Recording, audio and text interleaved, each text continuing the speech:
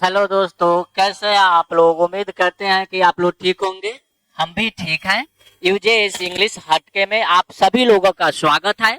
हम आज की क्लास एक भक्ति के साथ शुरुआत करेंगे और आज की क्लास में हम लोग पढ़ेंगे ज्योग्राफी, है ना। तो हम सबसे पहले भक्ति से शुरुआत करते हैं कि सागर तो ध्यान से सुन, ए राम तुम्हें बतलाता है, किस बुत्ते पे तू अकड़ रहा है, रघुबर तुमको दिखलाता है। हम शुरू करेंगे आज से ज्योग्राफी और यूजेएस इंग्लिश हटके पे हम डेली ज्योग्राफी के लेसन वाइज ऑब्जेक्टिव कराएंगे आप लोगों का। इसका पहला लेसन जो आप देख पा रहे हैं, मानव भूगोल प्राकृतिक एवं विषय क्षेत्र, प्राकृतिक एवं विषय क्षेत्र है।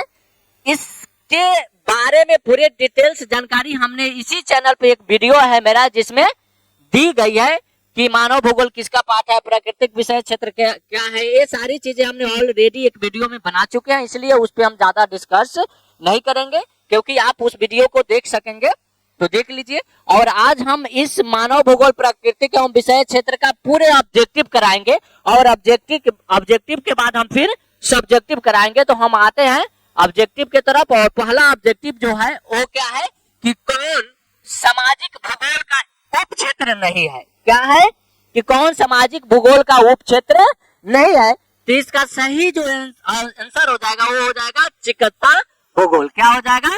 चिकित्सा भूगोल। अगले क्वेश्चन की तरफ हम लोग बढ़ते हैं। हम इसी तरीके से पूरे चैप्टर वाइज का ऑब्जेक्टिव आप लोग को कराएंगे और यह क्लास आज से शुरू हुआ है और यह क्लास प्रतिदिन चलता रहेगा।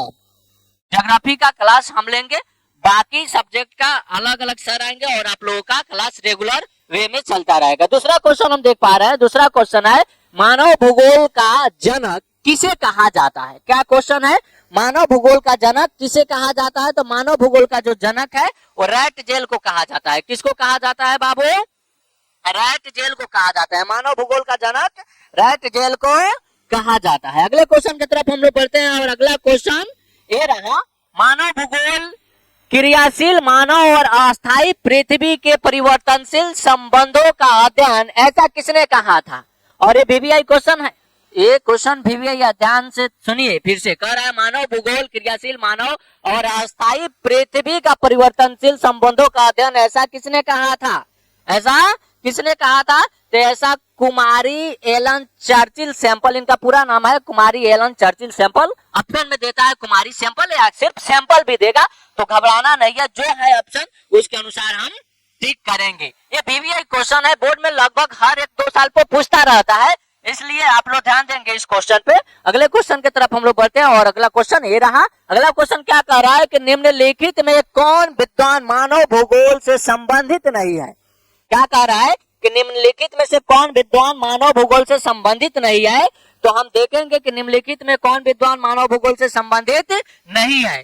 तो सैंपल अभी पढ़ाए रैट जेल, इसके पहले वाले क्वेश्चन में हंटिंगटन ये भी है, तो कौन नहीं है बाबू? तो इसका सही आंसर हो जाएगा बर्ट्रैंड रसेल।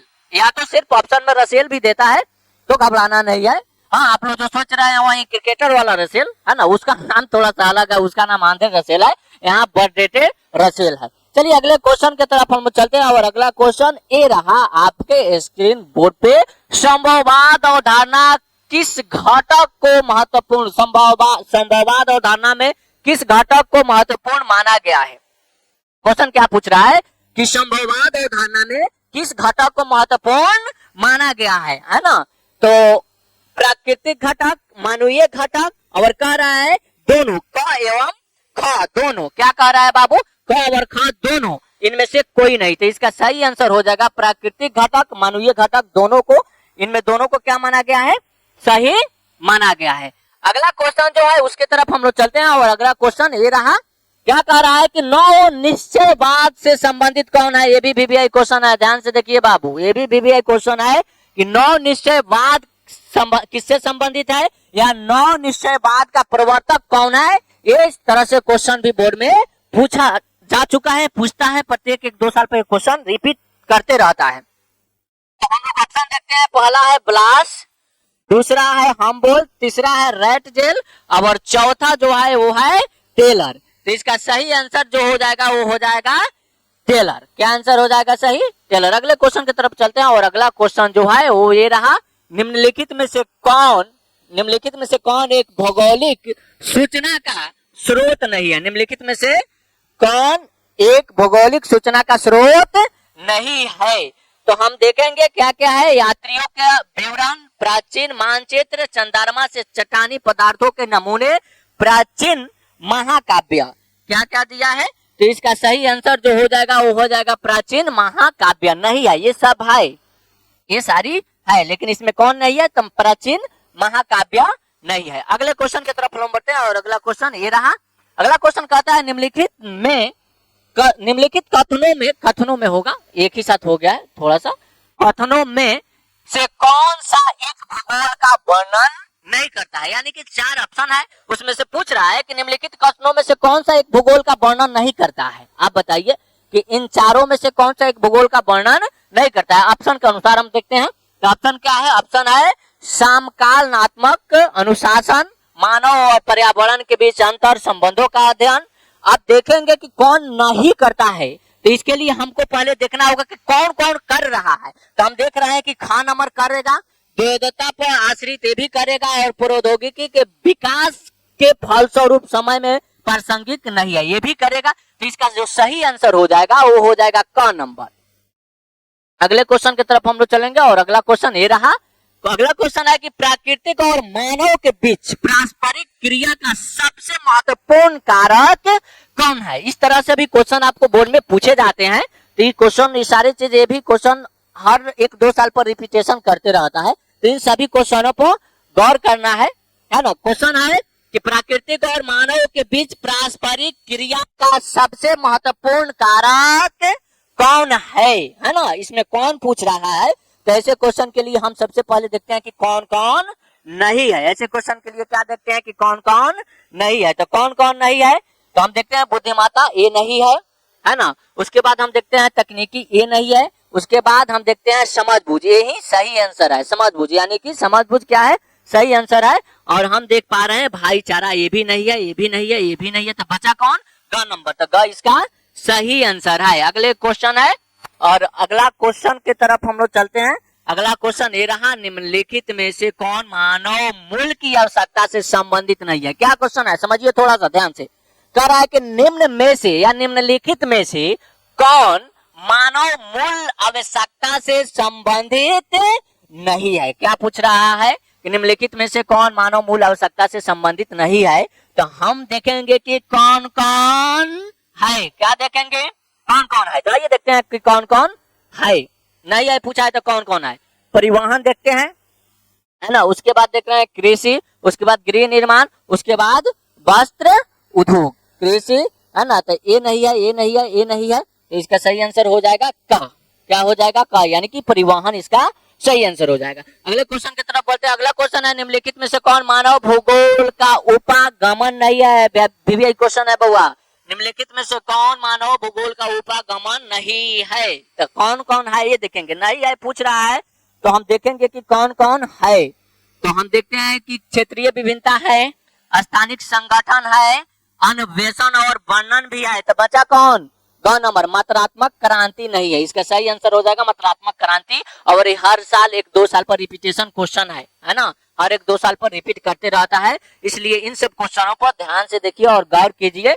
और इस चैप्टर से पहले हम इसके पूरे डिटेल्स वीडियो बनाए। मानव भूगोल क्या है, मानव भूगोल किसके प्रकार है, मानव भूगोल के पिता कौन है, इसी चैनल पर वो वीडियो आप लोग जाकर उसको भी देख सकते हैं। इसके बाद अगले चैप्टर हम लेके आएंगे और रेगुलर वीडियो बनेगा। आप हमसे जुड़िए और अच्छे से। इसके बाद हम सब्जेक्टिव भी कराएंगे और सब आपका जितना भी मतलब आर्ट्स सब्जेक्ट जितना भी होता हो, हिस्ट्री हो, ज्योग्राफी हो, पॉलिटिकल साइंस हो, इकोनॉमिक्स हो, इन सबका ऑनलाइन क्लास चलेगा, रेगुलर वे में चलेगा। आज से शुरू हो गया है तो ये बंद होने वाला नहीं है, अब रेगुलर वे में क्लास चलते रहेगा।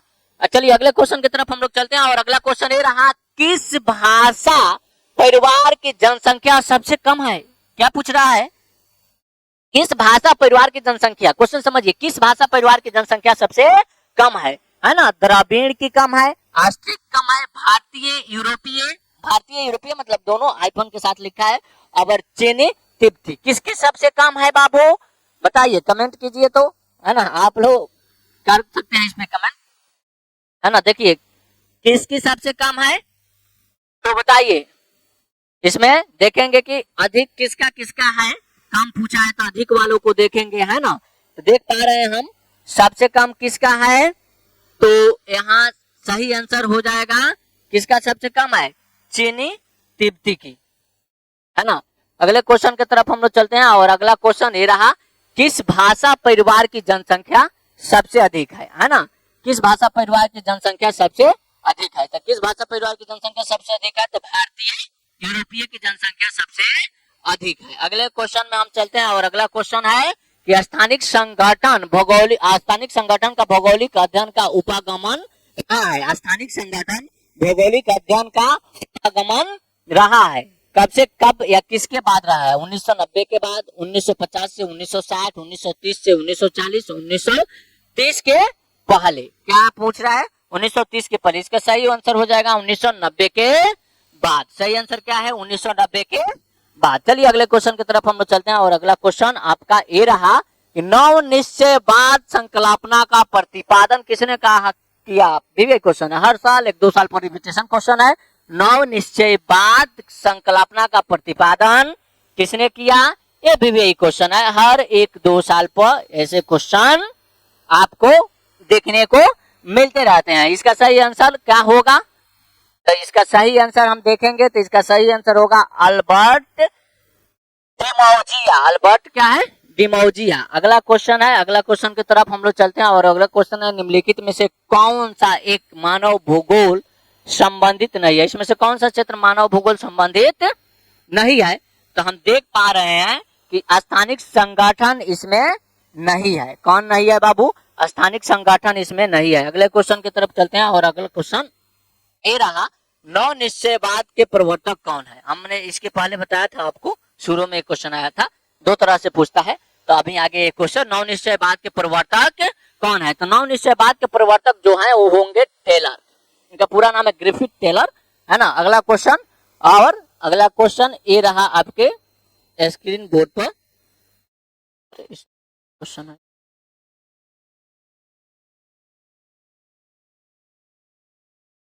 चलिए लग रहा है कि इस क्वेश्चन का क्या हो गया, क्वेश्चन का अंत हो गया। इस चैप्टर में इतना ही क्वेश्चन है। आज यह सेवा यहीं समाप्त करते हैं, फिर हम आपसे मिलेंगे अगले वीडियो में। तब तक के लिए हंसते रहिए, मुस्कुराते रहिए। बहुत बहुत धन्यवाद। आइए हमसे जुड़िए। और आज के सभी सब्जेक्टों का ऑनलाइन पढ़ाई शुरू हो चुका है यूजेएस इंग्लिश चैनल पर, और आप सभी जुड़िए और इस पढ़ाई का आनंद लीजिए। इससे बेहतर आप घर बैठे टॉपर बन सकते हैं, है ना। इस चैप्टर में कुल मिलाकर 17-18 ही क्वेश्चन थे, है ना। अगले चैप्टर में जैसे जैसे चैप्टर होता है छोटा बड़ा, वैसे वैसे क्वेश्चन तैयार किए जाते हैं। ऑब्जेक्टिव सेशन करा रहे हैं, इसके बाद सब्जेक्टिव सेशन कराएंगे, फिर पूरे ऑब्जेक्टिव और सब्जेक्टिव में से निकाल के वीवीआई कराया जाएगा आपको। आप आराम से घर बैठे टॉपर बन सकते हैं।